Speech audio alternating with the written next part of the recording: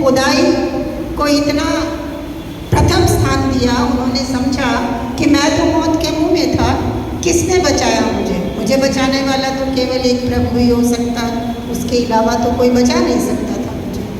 तो उसने अपना पूरा जीवन, आगे का जो जीवन था, उसने प्रभु के नाम कर दिया और वो पास्टर बन गए।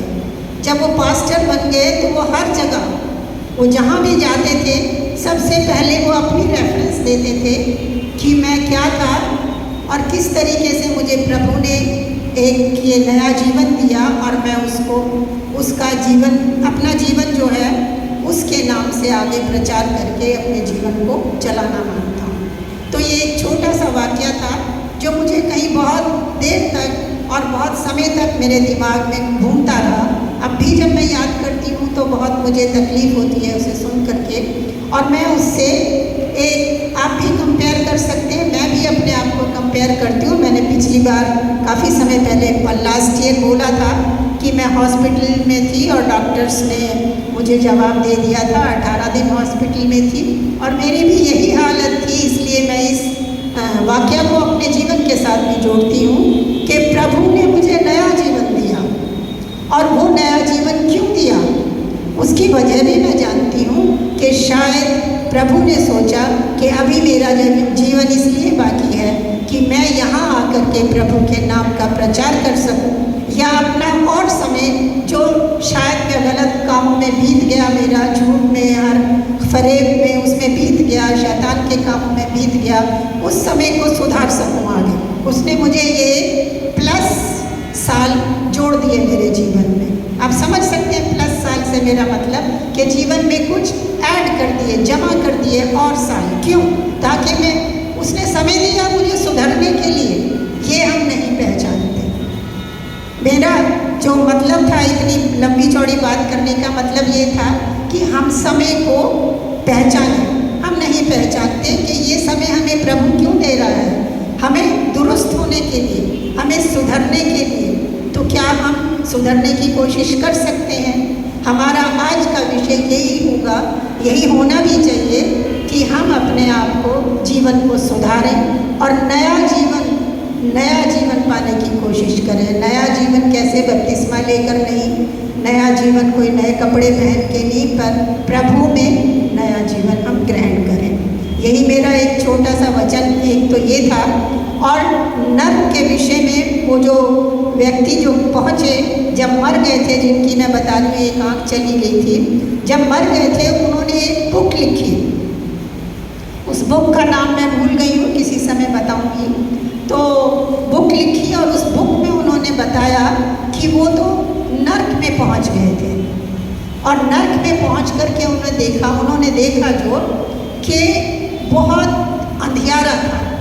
वो कहते हैं उस किताब में कि जो अंधियारा था, वो जो हम अंधियारा देखते हैं ये वाला, ऐसा अंधियारा नहीं, इससे बढ़ के घना अंधियारा था। घना, इसमें तो हम कुछ महसूस कर सकते हैं और अपना आइडिया लगा सकते हैं कि वहाँ पर शायद दीवार है, हल्की सी दिख रही है। उस अंधियारे में वो कहते हैं कुछ भी विजिबल नहीं था, कुछ भी नहीं दिखाई दे रहा था। और वहाँ से मुझे बहुत सारी आवाज़ें आ रही थी और मुझे लोग नोच रहे थे, कोई दिख नहीं रहे थे, नोच रहे थे, कुछ कुछ बातें कर रहे थे। मुझे आवाज़ें सुनाई दे रही थी, कोई दिखाई नहीं दे रहा था। तो उन्होंने ये एक बात जाहिर की, जब वो नर्क में पहुँचे और उन्हें वो नर्क का नज़ारा दिखाई दिया, तो कहते हैं कि मैं इतना डर गया कि मैं यीशु यीशु पुकारने लगा, क्योंकि मैं यीशु को जानता था। तो एक पॉइंट मेरा यहाँ पर ये है कि अगर हम थोड़ा भी यीशु को जानते हैं, या हमारे आस पड़ोस वाला थोड़ा भी यीशु को जानता है, तो हम उनको उत्साहित करें, खुद भी यीशु में आगे बढ़ें। तो वो कहते हैं मैं यीशु यीशु चिल्लाने लगा, और कहता है कि वो कहते हैं व्यक्ति कि जब मैं यीशु यीशु चिल्ला रहा था तो मुझे एक अंधेरे में से एक डॉट का मतलब एक नुक्ता, एक बिंदु सा दिखाई दिया रोशनी का। वो बिंदु जो था वो उस अंधियारे को चीरता हुआ मेरे तक पहुंच गया, और मैं जो था, मेरी आँख खुली तो मैं अपने बेड पर था और मेरा सांस वापस आ गया था।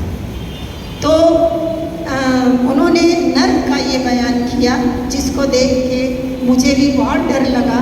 हमने तो कोई अच्छे काम नहीं किए, मैं नहीं सोचती कि स्वर्ग के जैसे काम हम कर रहे हैं या आगे हम कोशिश करेंगे तो स्वर्ग में पहुंच जाएंगे। पर मेरी दुआ यही है, मेरा वचन भी यही है कि हम सब कोशिश करें, ख़ासकर जो एक मेन हमारी जो गुनाहों की एक बुक है, मैं सोचती हूँ अगर 10 किताबें रखी हों हमारे गुनाहों की अलग अलग नाम से, एक झूठ की, एक चोरी की, एक फरेब की, एक किसी को दुखी करने की, एक कुछ और क्या अपने सर्विस में जब हम काम करते हैं किसी को बहकाने की, किसी को फुसलाने की, किसी को क्या घूस देते हैं, क्या बोलते हैं उसको, घूस देने को, हाँ रिश्वत देते हैं। तो जो रिश्वत देते हैं ये सब तो गुनाह ही है। अगर हम अलग अलग किताब बना लें तो आप क्या सोचेंगे सबसे भारी किताब कौन सी होगी, कौन सी होनी चाहिए? इन सब गुनाहों में मैंने 8-7 जो गिने हैं, इन सब में कौन सा गुनाह है जो हम सबसे ज़्यादा करते होंगे? कोई कह सकता है, बता सकते हैं मुझे? I am sorry to ask, कोई बताएंगे मुझे हम सबसे ज़्यादा कौन सा गुनाह करते होंगे? झूठ का। आप अपने आप को ना लेना, मैं किसी एक अकेले को पॉइंट आउट नहीं कर रही, मैं टोटल एक बात कर रही हूँ। अगर हम गुनाहों की किताबें लगा दें यहाँ लाइन से, तो सबसे ज़्यादा पहले कौन सी किताब पढ़ी जाएगी? झूठ की। मेरा ख्याल है झूठ की, झूठ की। आप मानेंगे मेरी बात को शायद, झूठ की, क्योंकि झूठ तो हमारे टिप्स पर है, बिल्कुल टिप्स पर है। 1 सेकंड नहीं लगता झूठ बोलने में, बिना सोचे हम झूठ बोल देते हैं। तो कम से कम अगर आज हम ये वचन लेके जा रहे हैं कि हम क्या करें कि झूठ से किनारा कर सकें, तो मैं सोचती हूँ सिर्फ ये यहाँ पर एक लिख लीजिए इस शब्द को कि झूठ नहीं चाहिए, मुझे झूठ नहीं चाहिए। तो जब भी ये मैं झूठ बोलूँ, खुदाबा आप एक बात मेरी रह गई कि जब हम कोई भी बात याद करना चाहते हैं तो हम दिमाग को पढ़ाते हैं। पता नहीं आपने ये कभी आजमाया होगा या नहीं, मैंने तो बहुत आजमाया कि दिमाग को पढ़ाना पड़ता है। अगर मैं दिमाग को पढ़ाती रहूं कि मुझे ये, मान लो स्टूडेंट है, कोई वो पढ़ते हैं और उनको कोई क्वेश्चन याद नहीं होता, तो उसको 4 दफ़ा 6 दफ़ा 8 दफ़ा 10 दफ़ा पढ़ते हैं और फिर एग्ज़ाम देने से पहले फिर से पढ़ते हैं। तो अगर हम झूठ बोलना छोड़ना चाहते हैं तो यही अगर हम तरीका अपनाएं कि हम झूठ बोलते वक्त अपने दिमाग को ये पढ़ा के रखें कि जब मैं झूठ बोलूं मुझे याद करा देना, तो ऐसा ज़रूर होगा। आप आजमा के देखिएगा, वो ज़रूर याद कराएगा। हमारा दिमाग बहुत अच्छा, बहुत तेज़ है, इसी को देख के तो कंप्यूटर बन गया है ना। तो हम अपने दिमाग को ये पढ़ा के रखें कि मेहरबानी से मुझे झूठ के लिए ज़रूर याद करा देना, ताकि मैं झूठ से अलग हो जाऊँ, झूठ ना बोलूँ।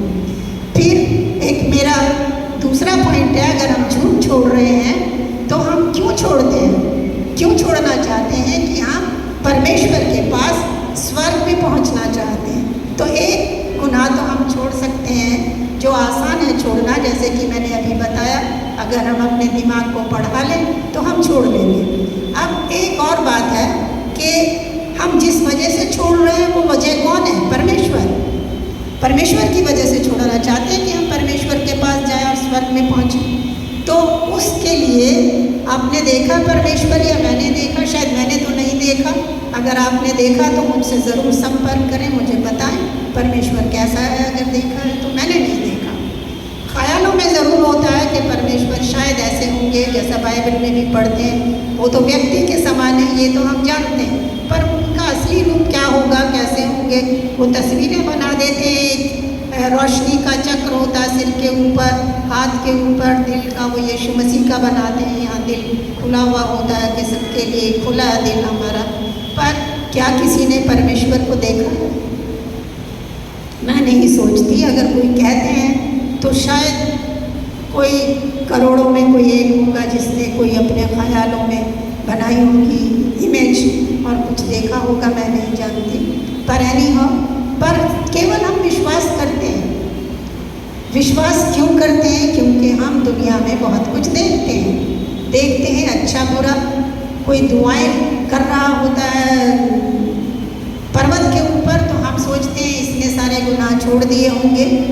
मुझे इंस्टेंटली एक ख्याल आ गया। मैं टीचर थी और मैं बच्चों को लेकर केदारनाथ जा रहे थे हम ट्रैकिंग पर।